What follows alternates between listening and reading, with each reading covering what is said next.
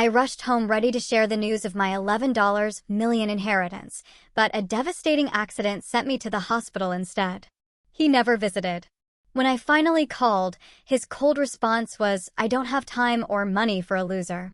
Days later, he arrived arm in arm with his new wife to laugh at me, until she looked at me and shrieked, "Oh my God. She's my..." I thought my world had just crashed, literally, in a horrific car accident. But that physical wreckage was nothing compared to the emotional implosion that followed, when the man I loved declared me dead, married another woman, and tried to steal millions, all while I lay broken in a hospital bed. Hi everyone, I'm Morgan, and at 35, my life took a turn I never could have imagined. It all started when I inherited $11 million from my estranged Uncle James. I was driving home, practically floating, so excited to tell Eric, my husband, the news that would change everything for us. And then, just like that, my world didn't just turn upside down. It literally crashed. I woke up in the hospital, my body a symphony of agony. Days blurred into nights, but Eric never showed. When I finally reached him by phone, his words cut deeper than any of my injuries. Now, as I lay here, watching him walk in with his new wife, I never expected her to look at me and scream those words. This is how my life fell apart, and then, miraculously, came back together in ways I never imagined. My relationship with Uncle James was complicated. He was my father's older brother, but they'd had a massive falling out decades ago over the family business. The rift was so deep that our families barely acknowledged each other at holidays. But I still cherished memories of visiting his sprawling countryside estate as a kid. Those brief visits always felt magical. Uncle James would show me his rare book collection, tell me stories of his business adventures abroad. He was a self-made millionaire, built an empire in real estate. Legendary. But his personal life? Notably empty. He never married, never had kids, just threw himself into work. What I didn't know then was he'd been secretly keeping tabs on me all those years. "You remind me of myself at your age," he once told me when I was 12. Smart, stubborn, not afraid to speak your mind. After I graduated college and moved away, he started sending me birthday cards, occasional letters. I'd reply politely, briefly, unsure how to bridge that family divide. His letters were mundane, business insights, questions about my life. I never realized he was carefully building a connection with me, the niece he barely knew. 6 months before the accident, Uncle James was diagnosed with advanced heart disease. When a distant cousin told me, I just went to the hospital. He looked so frail, a shadow of the imposing figure I remembered. But his eyes, they lit up when I walked in. "Morgan," he whispered, "I always knew you would come back." That visit turned into weekly ones. We talked about everything, philosophy, politics, making up for lost time. He never mentioned the feud with my father, and I never asked. It was like we silently agreed to a fresh start. "Life is too short for grudges," he told me once. I learned that lesson too late. 3 months later, he passed away peacefully. I mourned him more deeply than I expected. As for Eric, our love story started 7 years ago at an art exhibition. I was there, writing for a local lifestyle magazine. He was one of the featured artists. His abstract paintings were incredible, and he had this magnetic confidence when he spoke about his work. "Art is about seeing the world differently," he'd said when I interviewed him. "Finding beauty in chaos." We started dating soon after, married within a year in a small, perfect ceremony. We couldn't afford lavish, but it was us. Eric was determined to make it as an artist, and I supported his dream wholeheartedly. I took a stable job at an advertising agency to keep us afloat while he pursued galleries and commissions.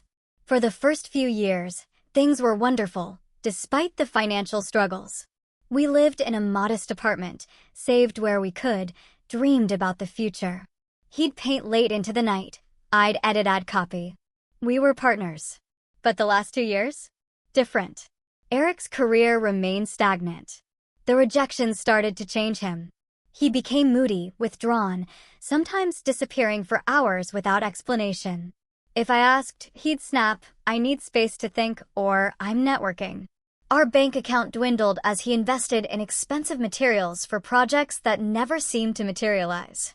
"You just don't understand the artistic process," became his standard response to any questions about money or his whereabouts. I was at work when the call came. "Morgan Wallace, this is Benjamin Harrison.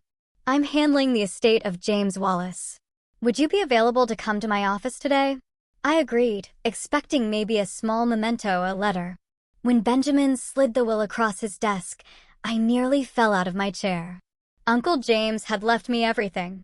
His entire estate, valued at $11 million, plus the family property.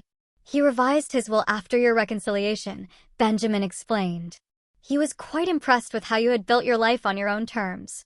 Attached was a letter in Uncle James's handwriting. "Dear Morgan, if you're reading this, I've moved on to whatever comes next. I've watched you grow from afar, admiring your determination and kind heart. You have the same spark I once had, but with the wisdom I lacked. This money is a tool, not a solution. Use it well, be happy, and remember that true wealth isn't measured in dollars. With love, your Uncle James." $11 million.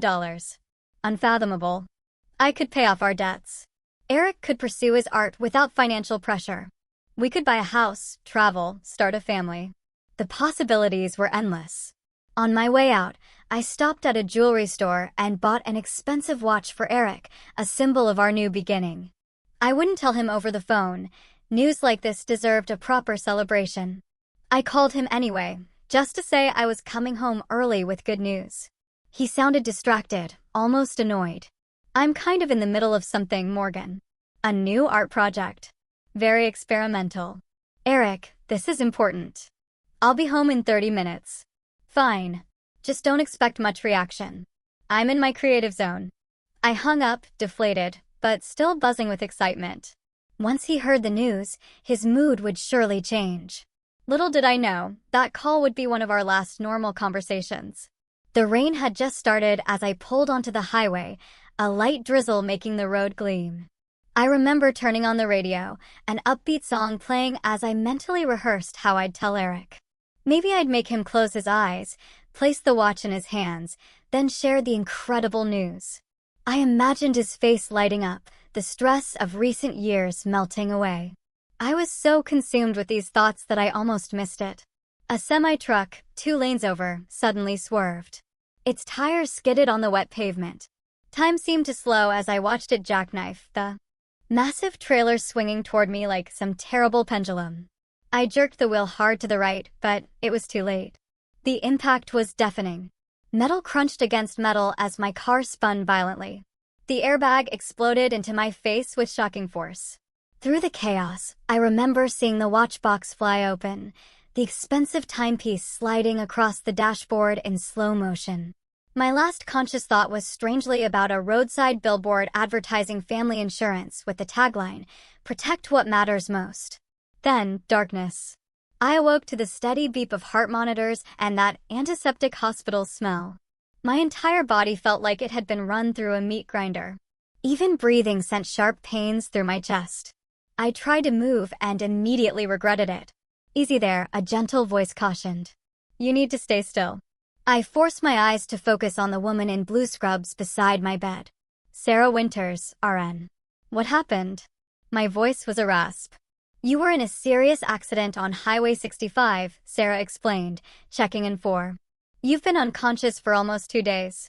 2 days. The information landed like a brick. "My husband? Does Eric know I'm here?" Sarah's expression shifted subtly. "We contacted the emergency number in your phone. Left several messages. But he hasn't come." Even in my drugged state, a stab of confusion hit me. "Not yet, but I'm sure he will soon," she added, though her tone lacked conviction. Later that day, Dr. Foster explained the extent of my injuries: 3 broken ribs, a severe concussion, a compound fracture in my right leg requiring surgical pins, and various lacerations. Weeks of hospitalization, months of physical therapy. "You were extraordinarily lucky," he said. "The driver of the truck that hit you didn't survive." Lucky? I didn't feel lucky lying there, unable to reach my husband. I tried calling Eric's phone repeatedly, but it went straight to voicemail. Text messages showed as delivered but remained unanswered. Each passing hour amplified my anxiety. Sarah became my primary nurse and increasingly my confidant. She'd check on me even when not assigned to my room, bringing extra pudding cups or just sitting with me. Still no word, she asked on the third day. I shook my head, wincing.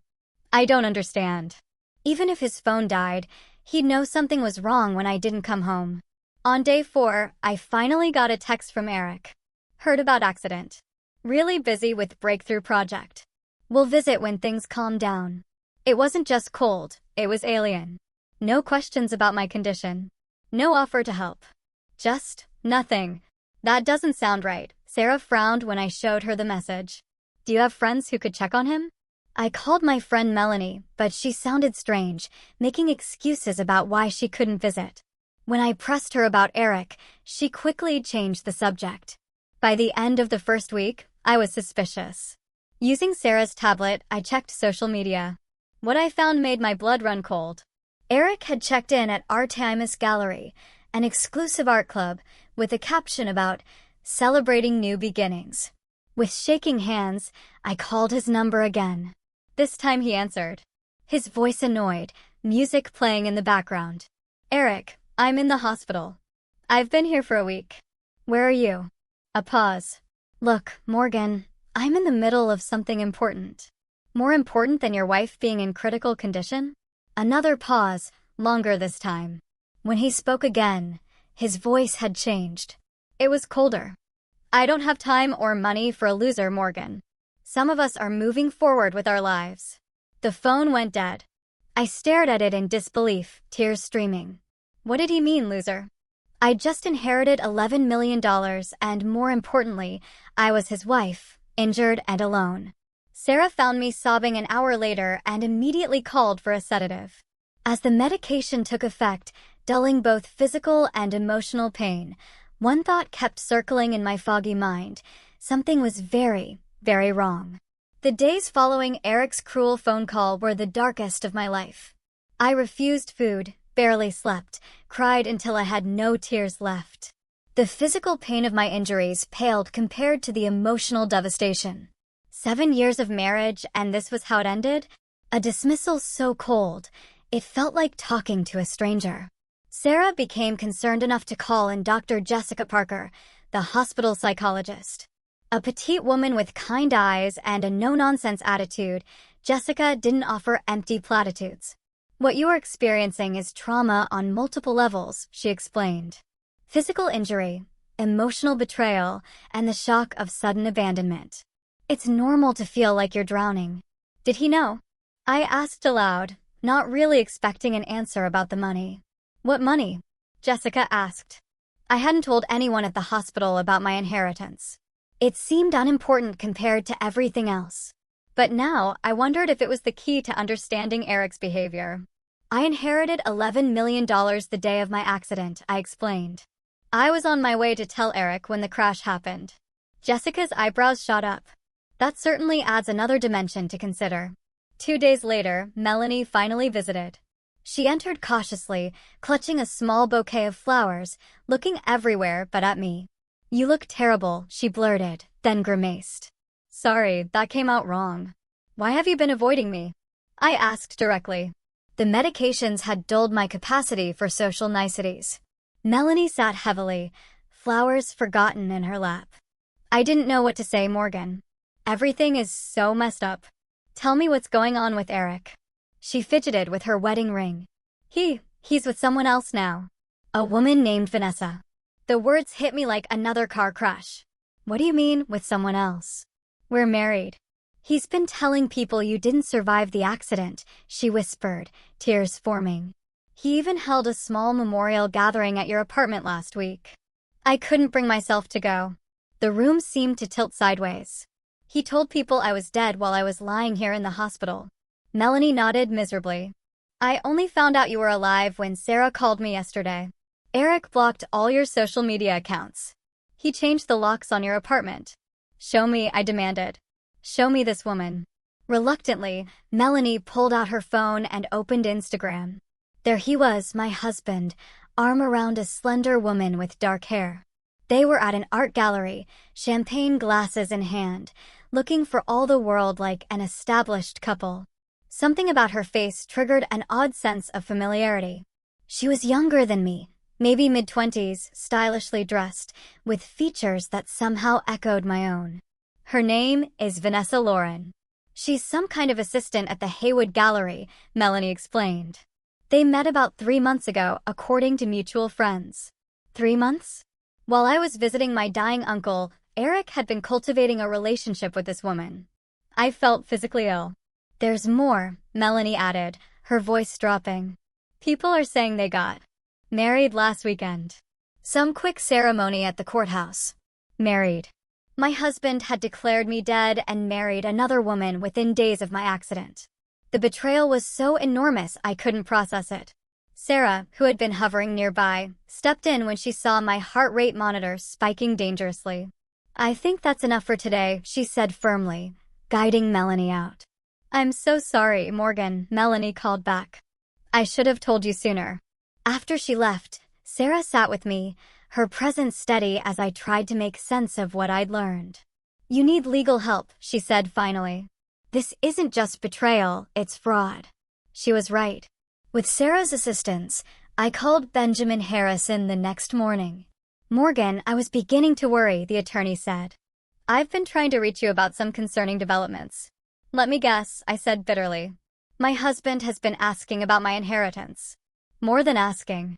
He came to my office claiming to be your next of kin, saying you had passed away in an accident. He brought marriage certificates and what appeared to be death documents, though they didn't pass closer inspection. He's trying to steal my inheritance, I said, the pieces finally clicking into place. It appears so. And he's not working alone. He brought a young woman with him who he introduced as your sister, claiming she should have partial inheritance rights. I don't have a sister, I said automatically, then froze. What was her name? Vanessa, something. French surname. My mind raced. The familiar face. The resemblance people had noted between us. The timing of her appearance in Eric's life, just as Uncle James's health had begun to fail. Benjamin, I need you to do some digging into this woman's background, and I need you to come to the hospital tomorrow. I think my husband is planning something, and I need to be prepared. That night, I barely slept. My mind piecing together the fragments of this bizarre puzzle. How had Eric known about the inheritance before I told him? Why choose a woman who resembled me to play this con? And why did she look so familiar to me beyond just the physical resemblance? By morning, I had a sickening theory forming, one so twisted I could barely contemplate it. I asked Sarah to set up a small camera in my room, ostensibly for security. Then, I sent a text to Eric's phone from Melanie's number, which she'd let me borrow. I know about the inheritance. Morgan is awake and remembers everything. You need to fix this before she talks. The response came within minutes. We'll handle it today. Delete this message. They were coming. And I would finally get some answers. I spent the morning preparing myself, mentally and physically. Sarah helped me sit up in bed, adjust my appearance so I looked slightly more vulnerable than I actually felt. Dr. Jessica coached me on maintaining emotional control. Remember, you hold the power here, she reminded me. No matter what he says or does, he cannot take that from you unless you allow it. Benjamin arrived at noon, briefcase in hand, and stationed himself in the chair by the window where he wouldn't be immediately visible. The small camera Sarah had set up discreetly recorded, its tiny lens aimed at the foot of my bed. Are you certain you want to do this today? Benjamin asked, concerned. We could handle this through proper legal channels. I need to see his face, I replied. I need to understand why. At precisely 2 p.m., there was a knock. My heart rate spiked, the monitor betraying my anxiety despite my composed exterior. Sarah squeezed my hand once before stepping back. Eric entered first, dressed in an expensive-looking blazer I'd never seen. His hair was styled differently. He wore a new watch. The transformation from struggling artist to affluent sophisticated was jarring. His expression as he saw me wasn't surprise or relief, but annoyance, quickly masked by false concern. Morgan, he said, his voice theatrical. You're awake. We've been so worried. I asked, my voice steadier than I felt. He glanced back, gesturing impatiently. A slender figure stepped into the room, remaining partially hidden behind him. I only saw a glimpse of dark hair and a designer dress. "You remember Vanessa, of course," he said smoothly. "Your cousin's daughter." I said nothing, watching him move further into the room, his confidence growing. He had always been an actor, convincing in whatever role he chose. Today, he'd cast himself as the concerned husband. "The doctors say your memory might be affected by the accident," he continued. "So many things have happened while you've been unconscious." "Like you telling everyone I was dead?" I asked quietly. His step faltered momentarily before he recovered. "A terrible misunderstanding. When they first brought you in, they thought you might not make it. I was devastated. Some people misinterpreted your grief? And the new apartment, the art gallery celebrations, the marriage license?" His eyes narrowed, calculating. "You've been listening to gossip, darling. Not good for your recovery. What matters now is getting you well and sorting out the financial aspects of your situation." He pulled papers from his pocket. "The doctors mentioned you might not be able to handle your affairs for some time. I've brought some simple forms authorizing me to manage things while you recover." I almost had to admire the performance. If I'd been heavily medicated or confused, I might have believed his concerned act. But I saw the coldness behind his eyes, the impatience in how he held out the papers. "You mean the 11 million I inherited?" I asked bluntly. His expression flickered, surprise, quickly masked. "You remember that?" "Yes, of course. Such a blessing, but also a responsibility. In your condition, the stress of managing such funds could impede your recovery." "How thoughtful of you to worry about that." He smiled, mistaking my calm for compliance. "I have always had your best interests at heart, Morgan. Is that why you blocked my social media accounts, changed our apartment locks, told my friends I was dead?" Eric's facade began to crack. "You're confused. The medication." "Show her the video," Benjamin said suddenly, standing up. Eric spun around, genuinely startled. "Who the hell are you?" "Benjamin Harrison, Mrs. Wallace's attorney." "And you must be the husband who has been attempting to defraud his injured wife." Benjamin set his tablet on the bed tray, playing security footage from his office, showing Eric and a young woman presenting falsified death certificates and claiming inheritance rights. "That's enough," Eric snapped, moving to grab the tablet. "Don't touch that," Sarah warned, stepping forward. "Hospital security is right outside." The woman, who had remained near the doorway, finally moved forward, curiosity apparently overcoming caution. As she approached the bed, I got my first clear look at her face. The resemblance was even more striking up close. Same shaped eyes, similar nose. Even the way she carried herself reminded me of myself at a younger age. But there was something else. Something that triggered a deep, almost primal recognition. Vanessa stared at me, her expression shifting from nervous to confused to shocked, her face paling dramatically as our eyes locked. "Oh my God," she whispered, her voice shaking. "She's my mother." The room went completely silent. Eric lunged toward her, grabbing her arm. "Shut up," he hissed. "Stick to the plan." But Vanessa was transfixed, staring at me as if seeing a ghost. With trembling hands, she reached into her purse and pulled out a worn photograph. "I've been looking for you my entire life," she said, her voice breaking, holding out the photo for me to see. The image showed a teenage girl holding a newborn baby. Her face partly obscured, but unmistakably a younger version of myself. A photograph I hadn't seen in 17 years, one I thought had been destroyed long ago. As I stared at the evidence of my most carefully guarded secret, the room seemed to spin. The beeping of the heart monitor accelerated as pieces of a puzzle I never knew existed suddenly locked into place. My hands trembled as I took the photograph from Vanessa. The teenage girl in the image looked so young, so scared, her eyes red from crying as she held the tiny bundle for what she knew would be the first and last time. "Where did you get this?" I whispered. "It was with me when I was adopted," Vanessa replied, her voice equally soft. "The only link I had to my birth mother. I've carried it with me every day since I was old enough to understand what it meant." Eric made another attempt to intervene. "This is ridiculous.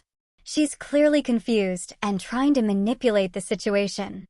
"Be quiet," Eric, I said with a newfound authority that seemed to surprise everyone, including myself. For once in your life, just stop talking. I looked back at Vanessa, really studying her face. She had my mother's cheekbones in my eyes.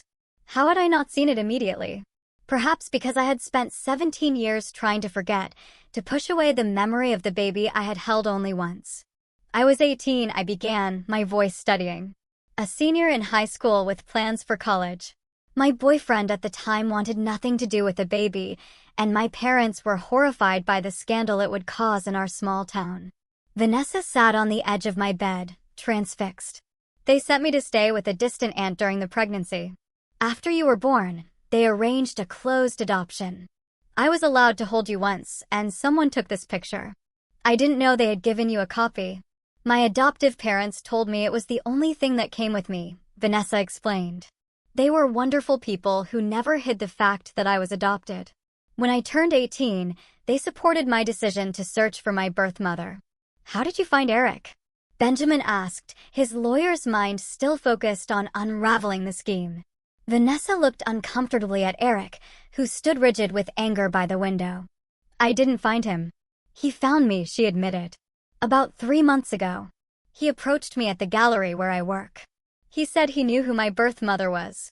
The pieces clicked into place with sickening clarity. The memory box, I said, looking at Eric. You found it when we moved last year. Eric said nothing, but his expression confirmed my suspicion. I had kept a small wooden box with a few mementos from that period of my life. The hospital bracelet, a tiny hat, and a copy of that photograph. I thought I had hidden it well, but apparently not well enough. He told me you had been searching for me, too, Vanessa continued. That you were wealthy, but estranged from your family and wanted to reconnect, but were afraid of rejection. And when did marriage enter the picture? I asked, unable to keep the bitterness from my voice. Vanessa flushed with shame.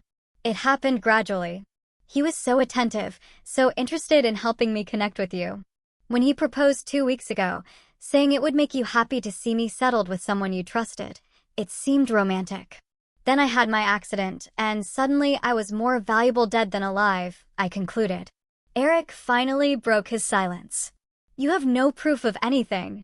This is all circumstantial and emotional manipulation. Benjamin cleared his throat. Actually, we have quite a bit of evidence, including your attempts to access Morgan's accounts, falsified death certificates, and now this recorded confession. Not to mention bigamy, as you are still legally married to Morgan. What I don't understand, Sarah interjected, is why go through all this elaborate scheme? Why not just stay married to Morgan and enjoy the inheritance together? I looked at Eric, really looked at him, seeing him clearly, perhaps for the first time. Because he never loved me. I was convenient, a steady income while he pursued his artistic dreams. But $11 million? That required a bigger plan. The will has a special provision, Benjamin explained. If Morgan had died without children, a significant portion would have gone to charity. But with a direct descendant, the entire inheritance would stay in the family. And as Vanessa's husband, I finished, Eric would have influence over those funds. Vanessa stood up, suddenly moving away from Eric. You used me. All those things you said about caring for me, about building a future together. Don't be naive. Eric snapped. It was a mutually beneficial arrangement. You wanted to find your birth mother. I helped. The money was just a bonus.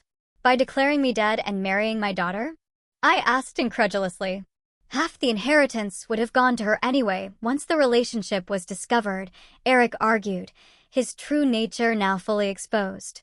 I was just expediting the process, Benjamin pointed out. By committing fraud. And potentially murder if Morgan had died from her injuries without regaining consciousness. Eric's face hardened. You cannot prove that. We don't need to, I said quietly. You have done enough damage already. I turned to Vanessa, whose world had clearly been shattered. I am so sorry you were dragged into this. She wiped tears from her eyes. All my life I imagined finding my birth mother. Never like this. Eric made a sudden move toward the door. This is absurd. I am leaving. I wouldn't advise that, Benjamin said calmly. Hospital security is waiting outside, and I have already filed preliminary charges. Leaving now would only add fleeing to the list. As if on cue, 2 security officers appeared in the doorway. Eric looked wildly around the room, like a cornered animal. Morgan, he tried one last time, his voice taking on the gentle tone I had once loved. We can work this out. Think about everything we've been through together. That is exactly what I am thinking about, I replied. Officers, this is the man I mentioned. As they escorted Eric from the room, Vanessa and I were left in a strange, weighted silence. 17 years of separation hanging between us like an invisible wall. I never stopped thinking about you, I finally said. Not a single day. The days following Eric's arrest were a blur of legal meetings, police statements, and emotional conversations. Benjamin worked tirelessly to untangle the web of fraud Eric had created, discovering he had attempted to access my bank accounts multiple times using forged documents. He was quite thorough, Benjamin explained. He had created a paper trail suggesting you had discussed the inheritance with him, even going so far as to forge emails. How much trouble is he in? I asked, not out of concern for Eric, but needing to understand the extent of his crimes. Fraud, forgery, attempted grand theft, bigamy, and potentially conspiracy charges. If we can prove he deliberately left you without medical assistance after the accident, he's looking at significant prison time.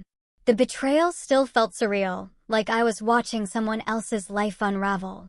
7 years of marriage, and I had never truly known the man I shared my bed with. What about the marriage to Vanessa?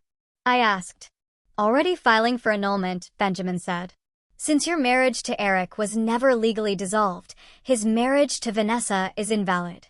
Plus, the evidence of manipulation and fraudulent intent makes it a straightforward case. Vanessa had been visiting daily since the confrontation. Our initial meetings were awkward, filled with long silences and hesitant questions. How do you begin a relationship with the daughter you gave up 17 years ago, especially under such bizarre circumstances? Tell me about your parents, I asked during one of her visits. Your adoptive parents, I mean. Vanessa's face softened. They're wonderful. Dad's a high school science teacher. Mom works as a librarian. They always made sure I knew I was loved and wanted. I'm glad, I said sincerely. That was all I ever hoped for you. They want to meet you. When you're ready, she added cautiously. They never spoke badly of you. They always told me you were very young and wanted me to have opportunities you couldn't provide. Tears filled my eyes. They sound like extraordinary people. Why did you never try to find me? She asked, the question that had clearly been weighing on her. I took a deep breath. Partly shame. Partly because I thought a clean break would be better for you. And partly because I was afraid. Afraid of what? That you would hate me for giving you up, that you would ask questions I didn't have good answers for, that seeing you happy with another family would break my heart all over again. Vanessa reached out tentatively and took my hand. I could never hate you. I have questions, yes, but I understand you were just a teenager faced with an impossible situation. Her forgiveness, so freely given, broke something open inside me. For the first time since the accident, I wept without restraint, releasing 17 years of guilt and regret. Sarah, who had been checking my vitals, quietly left the room to give us privacy. While my emotional wounds began the slow process of healing, my physical recovery continued as well. The surgeons had done excellent work on my leg, but the road to full mobility would be long. Physical therapy sessions were grueling, often leaving me exhausted and discouraged.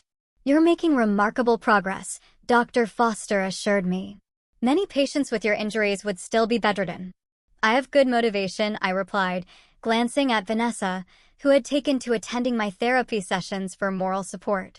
Benjamin visited again with news about the inheritance. Given the circumstances, I believe we should discuss how you want to handle the estate, particularly in light of Vanessa's relationship to you. I had been thinking about this extensively. Uncle James left everything to me because he didn't know about Vanessa. Had he known he had a great niece, I believe he would have included her. So, you want to split the inheritance? Benjamin clarified. Yes, equally. Vanessa immediately protested. Morgan, no. That money is yours. I never came looking for you because of money. I know that, I assured her. But your family, my family, and I have 17 years of birthdays and Christmases to make up for. 2 weeks after Eric's arrest, I received a visit from Detective Laura Jennings, the officer handling the case. We found something concerning when executing the search warrant on your apartment, she explained, placing a sealed evidence bag on my bed tray.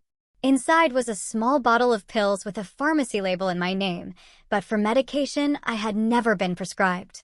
These are powerful sedatives, often used to treat severe insomnia, Detective Jennings explained. According to the prescription date, they were filled 3 days before your accident. I've never had trouble sleeping, I said, confused. I've never seen these before. We are investigating the possibility that your husband may have been medicating you without your knowledge. Several of your neighbors reported hearing arguments in the weeks before your accident, and one mentioned you seemed unusually tired and disoriented during your last conversation. The implication was clear and chilling. Had Eric been planning to get rid of me even before learning about the inheritance? Had the crash simply provided a convenient opportunity to accelerate his plans? We may never know the full extent of what he intended, Detective Jennings admitted. But rest assured, we are building the strongest case possible. As my discharge date approached, practical concerns surfaced. I couldn't return to the apartment I'd shared with Eric, both for legal and emotional reasons. Hotels weren't suitable for someone still requiring medical care and physical therapy. You could stay with me, Vanessa offered. My place is small, but it has an elevator and no stairs. I couldn't impose like that, I protested. It's not an imposition.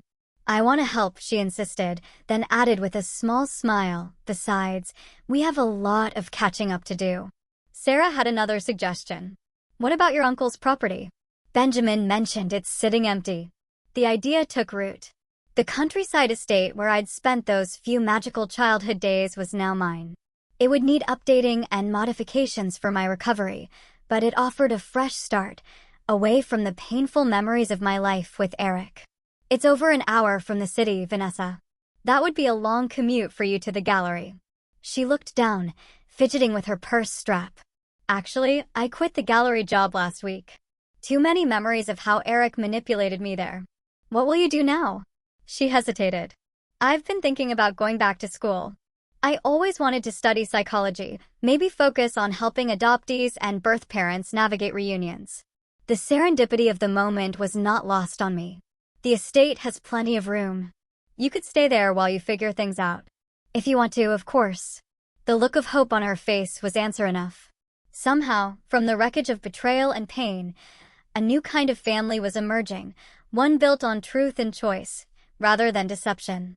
6 weeks after the crash that changed everything, I was finally discharged.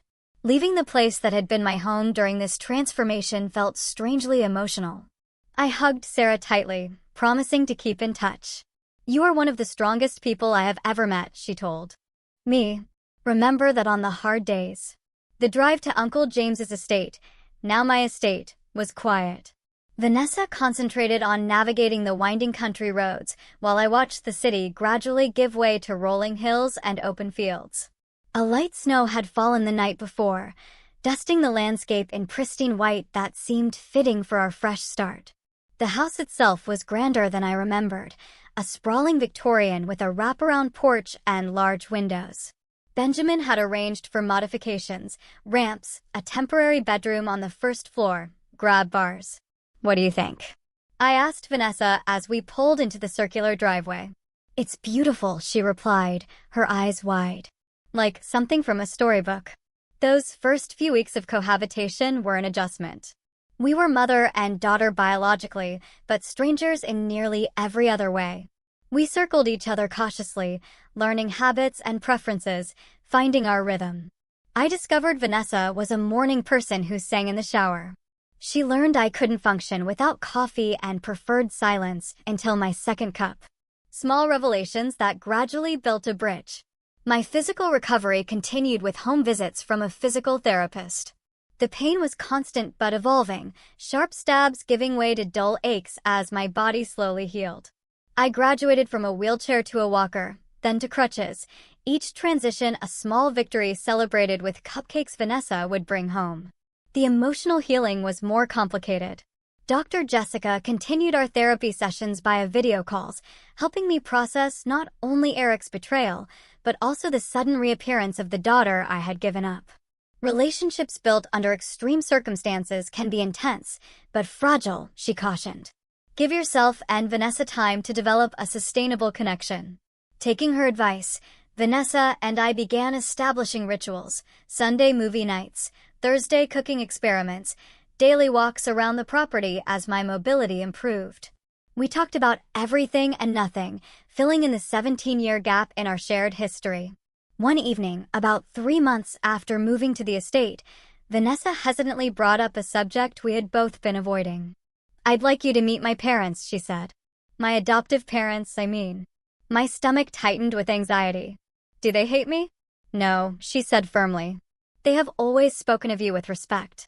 They understood you were in an impossible situation." The meeting was arranged for the following weekend. I spent days worrying about what to wear, what to say, how to thank them for raising the daughter I couldn't keep. When the day arrived, I was a bundle of nerves, pacing the front hall with my cane. Mark and Diana Lauren turned out to be exactly as Vanessa had described: kind, unpretentious people who greeted me with warmth rather than judgment. "We have always considered ourselves the custodians of Vanessa until you could be part of her life again," Diana told me over tea. "We are so grateful that day has come, even under these difficult circumstances." Their generosity of spirit humbled me. Instead of seeing me as a threat, they welcomed me as an addition to their family. By the end of their visit, we had made plans for holidays and future gatherings, expanding our unconventional family even further. The legal proceedings against Eric continued in the background. I attended court hearings when required, facing him across the courtroom with a strength I didn't know I possessed. He had lost the charismatic charm that once defined him, appearing sullen and diminished in his orange jumpsuit. When he was finally sentenced to 8 years for fraud and related charges, I felt no satisfaction, only a quiet relief that this chapter was truly closing. "Do you still love him?" Vanessa asked me once after a particularly difficult hearing. "No," I answered truthfully. "I mourn the person I thought he was, but that person never existed. He was a character Eric created, like one of his paintings." As the seasons changed, so did the estate. We planted a garden in spring, transforming the neglected grounds into something vibrant and alive. I found unexpected joy in nurturing growing things, perhaps because it paralleled my own rebirth. Following Benjamin's financial advice, we established a charitable foundation in Uncle James's name, focusing on supporting young single mothers and promoting ethical adoption practices. The irony of using my inheritance this way was not lost on me, but it felt right, a way of creating meaning from my own painful experience. Vanessa enrolled in university that fall, commuting to classes while continuing to live at the estate. Her passion for psychology was evident. "You would have been a terrible artist's wife," she told me one evening as we sat on the porch watching the sunset. "Too practical, too grounded." "And yet I tried to be one for 7 years," I replied with a rueful smile. "Because you thought love meant supporting someone else's dreams at the expense of your own." Her insight struck me deeply. "When did you get so wise?" "I had good parents," she said simply. "All 3 of them." As my physical recovery plateaued, I began considering my own future. The advertising career I had pursued mainly to support Eric's artistic ambitions no longer appealed to me. With financial security now assured, I had the freedom to reinvent myself. I started writing, initially just as therapy, but eventually with more serious intent. My story, fictionalized but emotionally true, began to take shape as a novel. The process was cathartic, transforming pain into purpose. 1 year to the day after the accident, we held a small gathering at the estate. Sarah came, along with Benjamin, Detective Jennings, Dr. Jessica, Melanie, and Vanessa's adoptive parents. People who had supported us through the darkest times, now sharing in the light. As I looked around at these faces, at the unlikely family we had created from the wreckage of betrayal, I was struck by the strange alchemy of life, its ability to transmute lead into gold if given enough time and pressure. "I want to propose a toast," I said, raising my glass, to unexpected journeys and the people who help us navigate them. Later, as Vanessa and I sat alone on the porch steps after everyone had gone, she asked the question that had been on both our minds. Do you ever regret it? Not the adoption, but everything that happened after the accident. Discovering Eric's betrayal, all the pain. I considered carefully before answering. Regret implies I would choose a different path if given the chance. And I wouldn't. Not if it meant not finding you again. Money can reveal people's true characters, stripping away pretense and exposing what lies beneath. Eric's betrayal taught me that painful lesson. But it also brought me back to my daughter, gave me a second chance at a relationship I thought was lost forever. Sometimes the worst moments of our lives create openings for the best to enter. The crash that broke my body led to healing my heart. The husband who betrayed me inadvertently reunited me with the daughter I had grieved for 17 years. The inheritance that made me a target also gave me the freedom to rebuild my life on my terms.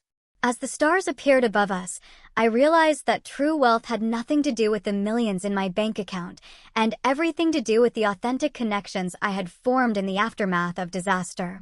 I had lost a husband, but gained a daughter, lost illusions, but gained clarity, lost my old life, but gained one infinitely more real and satisfying. What are you thinking about? Vanessa asked, noticing my silence. That sometimes you have to survive a crash to find your way home. Have you ever experienced a betrayal that ultimately led to something positive in your life? I would love to hear your stories in the comments below. And if this journey resonated with you, please hit that like button and subscribe to hear more stories of resilience and unexpected second chances. Share this with someone who might need a reminder that even our darkest moments can lead to dawn. Thank you for listening to my story, and remember that sometimes our greatest strength emerges from our most vulnerable moments.